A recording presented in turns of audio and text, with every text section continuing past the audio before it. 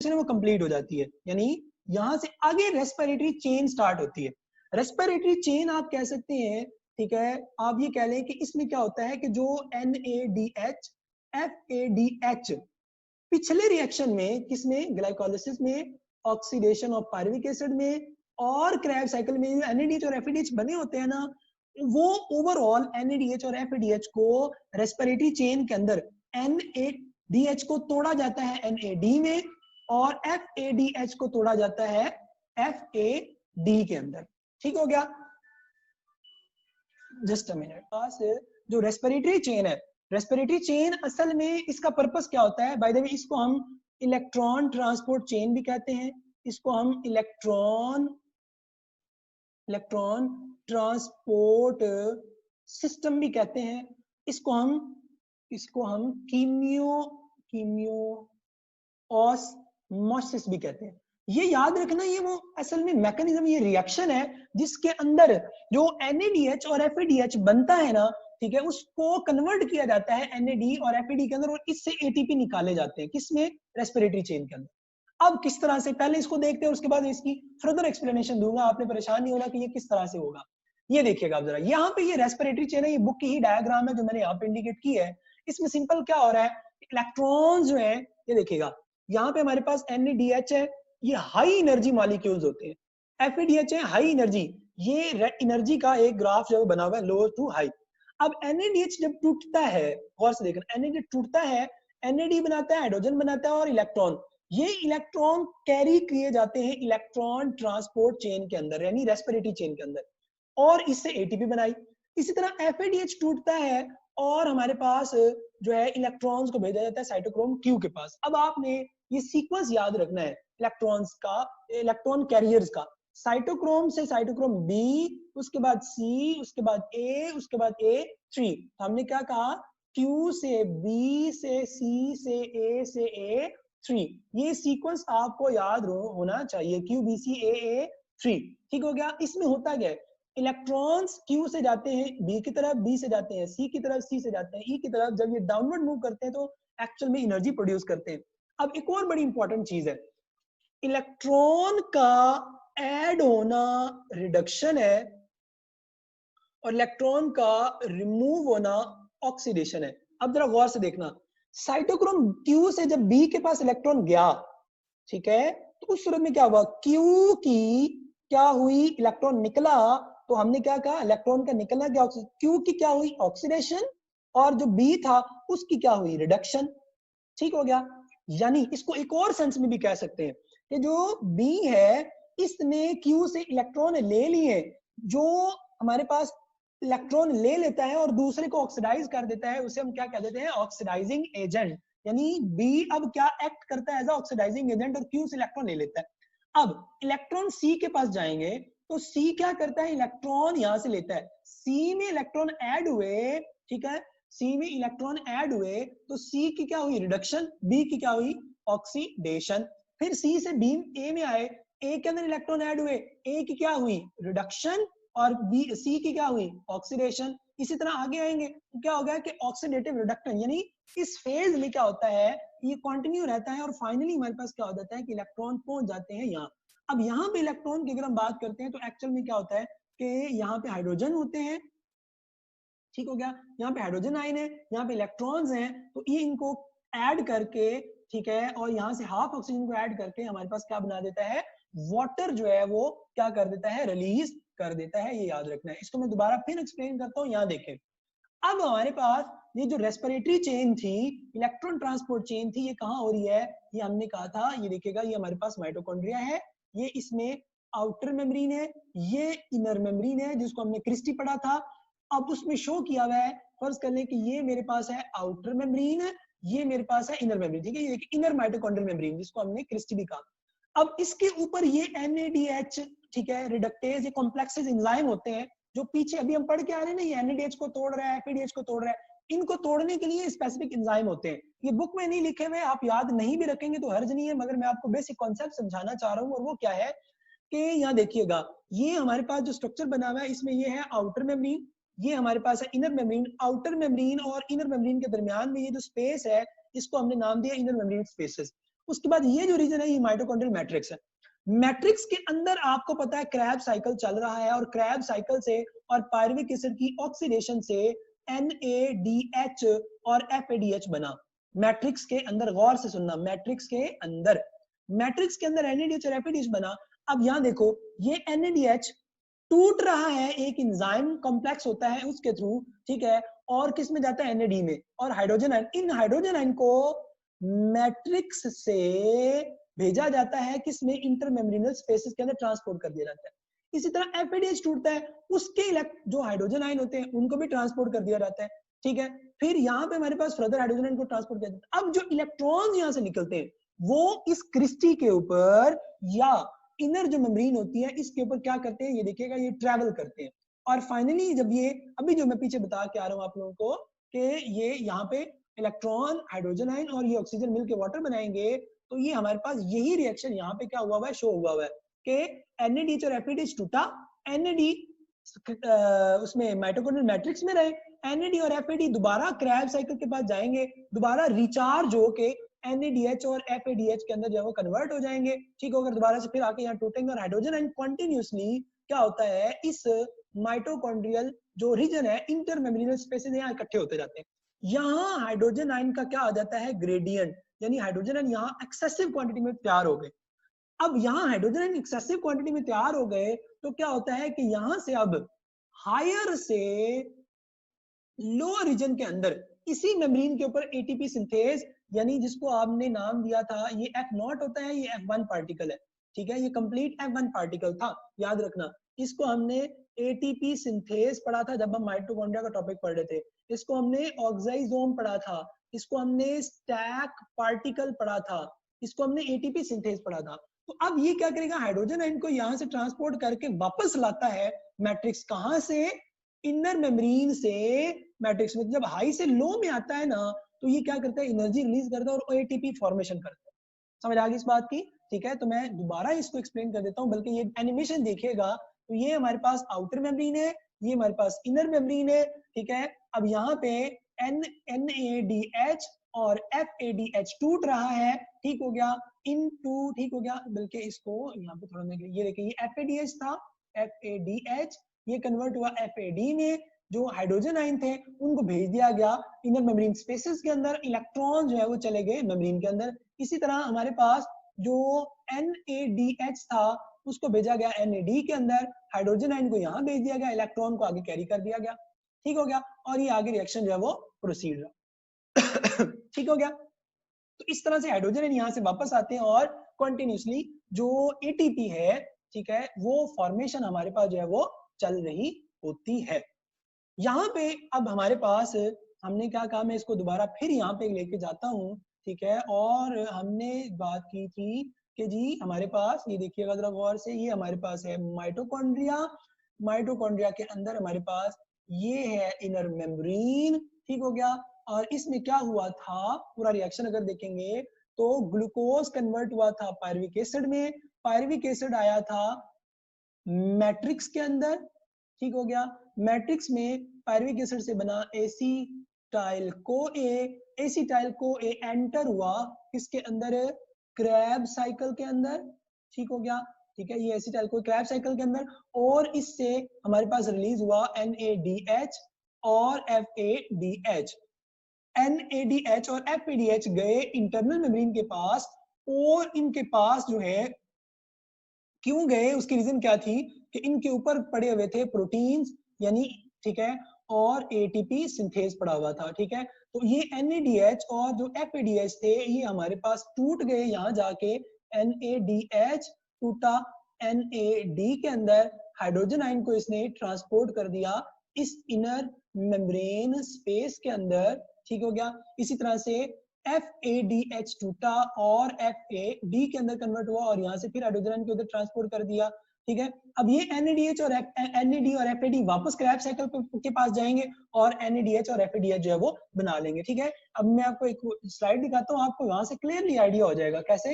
ये देखिए जरा, ये हमारे पास जो मैं अभी क्रैब साइकिल का बता रहा, ये क्रैब साइकिल में जो NAD है और ये FAD है, ठीक है, ये NAD है, ये कहां से आ रहा था? ये वही जो हमारे पास इलेक्ट्रॉन ट्रांसपोर्ट चेन जो अभी हम बात करें ये वाली, ये एक्चुअल में वही एनएडी है जो यहाँ से टूट के वहां क्रैब साइकिल के पास दोबारा रिचार्ज होने के लिए जाता है। ठीक हो गया? और इस तरह से ये मैकेनिज्म चल रहा होता है। अब एक लास्ट चीज जो आ जाती है, ठीक है, वो हमारे पास बहुत ज्यादा इंपॉर्टेंट है, और वो क्या है जी, कि जो हमारे पास रिएक्शन है, जो रिएक्शन प्रोसीड हो रहा होता है या जो रिएक्शन कंटिन्यू रहता है, ठीक है, क्या ये रिएक्शन कोई इसकी रेगुलेशन होती है या कंटिन्यूसली चल रहा होता है, इसको हम देखते हैं। ठीक है, यहाँ देखिएगा, regulation of respiratory, regulation of aerobic respiration is by feedback inhibition. अच्छा, इसको पढ़ने से पहले ना मैं आप को एक चीज बताता जाता हूँ। हमने पढ़ा था ग्लाइकोलिसिस के अंदर, ग्लाइकोलिसिस, ठीक हो गया। ग्लाइकोलिसिस के अंदर हमने पढ़ा कि 2 एटीपी बने और 2 NADH बने। ठीक, अच्छा, एक तो ये हो गया। दूसरा, पायरुविक एसिड की ऑक्सीडेशन हुई तो हमारे पास 2 NADH बने।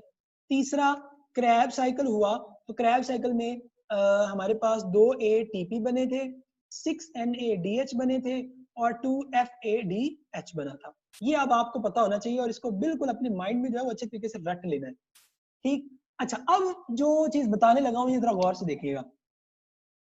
यहाँ 2 ATP यहां बन रहे हैं और 2 ATP यहां बन रहे हैं, यानी ग्लूकोज से डायरेक्टली कितने एटीपी बन रहे हैं टोटल? 2 एटीपी यहां, 2 एटीपी यहां, तो ये हमारे पास कितने बन रहे हैं?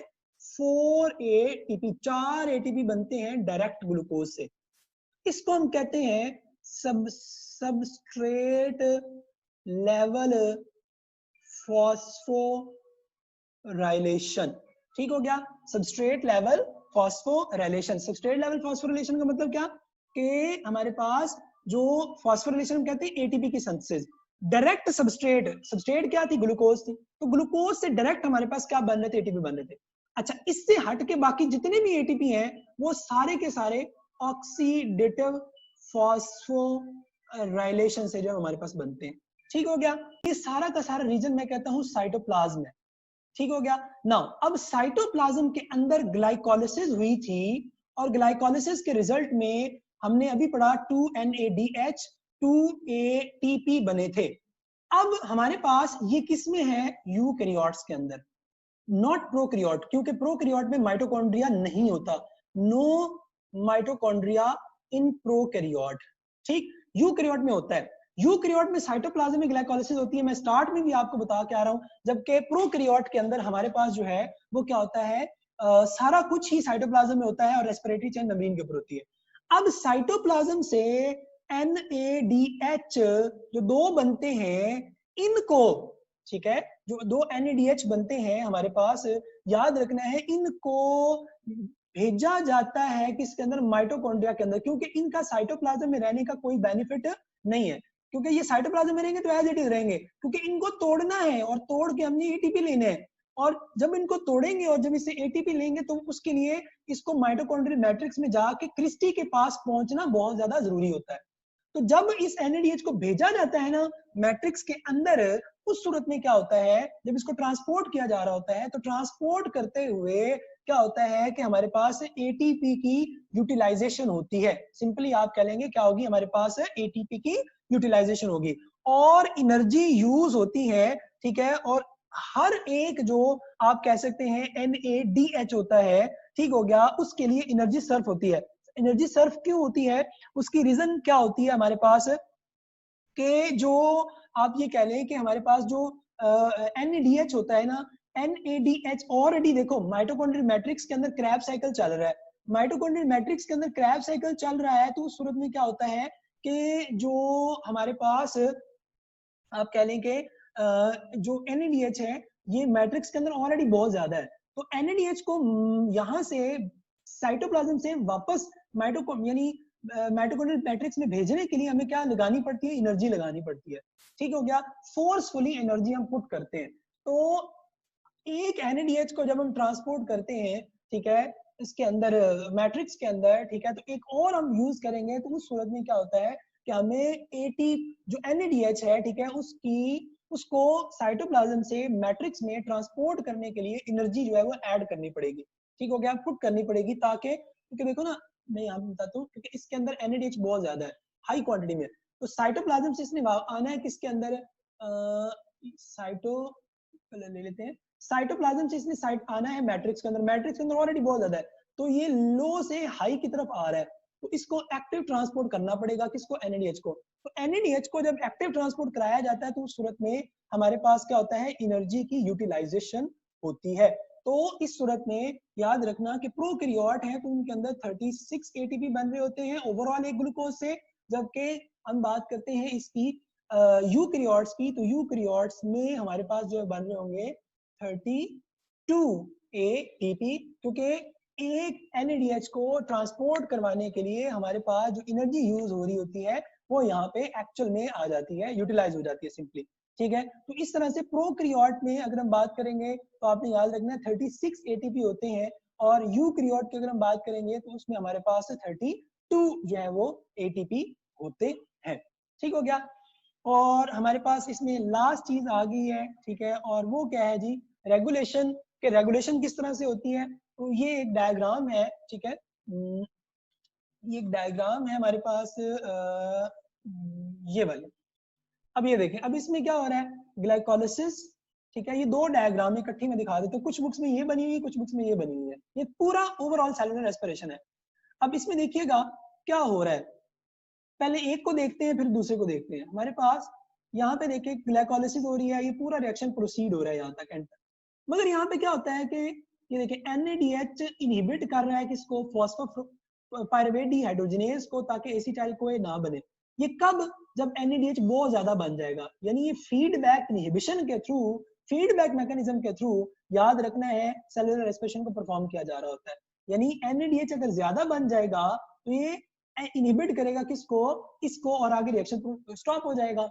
इसी तरह हमारे पास सिट्रेट अगर हमारे पास ज्यादा बनेगा तो ये क्या करेगा, इनहिबिट करेगा यहाँ फॉस्फोफैक्टोज, यानी इनहिबिशन यहाँ पे भी हुई, इनहिबिशन यहाँ पे भी हुई। अब अगर ADP बहुत सारा, यानी ATP खत्म हो गए, ATP रह गए, तो ये क्या कर देगा, फॉस्फोफैक्टोकाइनेज को एक्टिव कर देगा। तो यहाँ इनहिबिशन कौन कर रहा है, NADH का बनना और सिट्रेट का बनना, सही। और इधर से ATP अगर बहुत ज्यादा बन गए फिर भी ये रिएक्शन को क्या कर देगा, इनहिबिट कर देगा। अच्छा, कुछ बुक्स में ये बना हुआ है, उसमें क्या है कि ADP तो एक्टिवेट करता है इसको, ठीक है। उसके बाद यहाँ देखो सिट्रेट का लो लेवल है, मैं यहाँ पे क्या कह रहा था, सिट्रेट का हाई लेवल, सिट्रेट का हाई लेवल होगा तो इनहिबिट करेगा, सिट्रेट का लो लेवल होगा तो ये एक्टिव करेगा किसको, इस एंजाइम, ठीक हो गया। तो ये हमारे पास जो है फीडबैक इनहिबिशन जो है ये आपने याद रखनी है। यहाँ पे भी देखिए ATP ज्यादा है, ठीक है, सिर्फ बुक्स में जो डिफरेंस आया है, कुछ बुक्स में ये बना हुआ है सिट्रेट को लो किया हुआ है तो यहाँ एक्टिवेट होगा, सिट्रेट को यहाँ हाई किया हुआ है तो यहाँ पे इनहिबिट होगा, ठीक हो गया। और इस तरह से हमारे पास जो रिएक्शन है ये प्रोसीड हो जाता है, यानी क्लोरोप्लास्ट से माइटोकॉन्ड्रिया और माइटोकॉन्ड्रिया से क्लोरोप्लास्ट की तरफ जो है वो सिंथेसिस जो है वो चलती है, ठीक हो गया। और सॉरी, ये एनर्जी के बजट में मैंने स्पीडली आपको थोड़ा सा मिस्टेकली बता दिया है, इसको यहाँ पे हम दोबारा भी देख लेते हैं कि हमने कहा जी कि जो ग्लूकोज है, ठीक है, ये बल्कि यहाँ पे एक मिस्टेक हो गई है और वो थी यहाँ, ये जो हम बात कर रहे थे ये वाली, ठीक है, ये 36 वाली, ठीक है, ये 38 और 36 वाली, ठीक है। इसको मैं दोबारा यहाँ पे एक्सप्लेन करता हूँ, ये देखिएगा जरा, यहाँ पे, ठीक है, ये देखिए अब जरा ओवरऑल जो एनर्जी का जो बजट है वो हमारे पास ये आता है, जिसमें ग्लाइकोलाइसिस हुई, 2 ATP बने, 2 NADH बन गए थे, ठीक हो गया, ATP हमने ऐड कर दिए, फिर पायरुविक एसिड की ऑक्सीडेशन हुई, 2 NADH बन गए, और टोटल 6 क्योंकि एक NADH मैंने बताया था 3 ATP के जो है वो क्या कर रहा होता है, एनर्जी जो है प्रोड्यूस कर रहा होता है, तो ये 6 हो गया। इसी तरह क्रैब साइकिल में 2 ATP डायरेक्ट बनते हैं और 6 NADH बनते हैं और 2 FADH बनते हैं, तो ओवरऑल हमारे पास 38 बनते हैं, ठीक है, ये 38 प्रोकैरियोट में बनेंगे, ठीक हो गया। और जो 36 बनते हैं ये यूकैरियोट में बनते हैं। दो कम क्यों बनते हैं, ठीक है, दो कम क्यों बनते हैं, ये वही एक्सप्लेनेशन जो भी मैं आपको यहाँ वापस बता के आ रहा हूँ कि जब जो NADH है उसको साइटोप्लाज्म से NADH को ट्रांसपोर्ट किया जाता है ना, किसके अंदर, मैट्रिक्स के अंदर, तो उस सूरत में ये हमारे पास जो है वो आप कह सकते हैं कि मैकेनिज्म परफॉर्म होता है जिसमें एक NADH के लिए एक ATP लगता है। तो यूकैरियोट में 2 NADH साइटोप्लाज्म में बने होते हैं ग्लाइकोलाइसिस के दौरान, तो वो जो 2 NADH होते हैं उनको वापस भेज दिया जाता है किसके अंदर, मैट्रिक्स के अंदर, और मैट्रिक्स में भेजने के लिए 2 ATP यूटिलाइज हो जाते हैं। तो ओवरऑल हमारे पास बनते हैं 38 ATP, ठीक हो गया, और 38 बनते हैं प्रोकैरियोट में, 2 यूटिलाइज हो जाएंगे, ठीक है, 2 ATP used, मैं लिख देता हूं, used to transport NADH into matrix, ठीक हो गया, ये याद रखना है, कहां से, साइटोप्लाज्म से, ठीक हो गया। इस तरह से आपकी जो कंप्लीट आप कह सकते हैं कि जो है आपकी जो सेलुलर रेस्पिरेशन है वो हमारे पास क्या हो रही होती है,